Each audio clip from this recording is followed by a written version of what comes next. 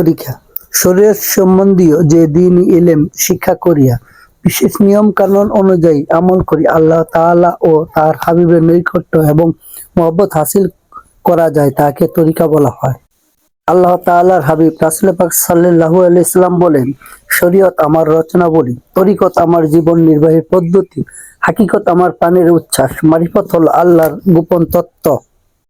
আল্লাহ তাআলার হাবিব আরো বলেন, শরীয়ত আমার বৃক্ষস্বরূপ, তরিকত হলো শাখা প্রশাখা, হাকিকত হলো শ্বাস এবং মারিফত হইল ইহার ফল।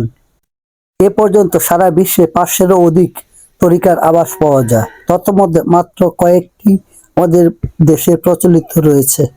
রাসূল পাক সাল্লাল্লাহু আলাইহি সাল্লাম বলেন, নিশ্চয়ই আল্লাহ তাআলা প্রত্যেক শতাব্দীর শেষ দিকে এ উম্মতের জন্য এমন এক লোক প্রেরণ করিবেন যে তাহাদের জন্য সে তাহাদের দিনের সংস্কার করিবেন।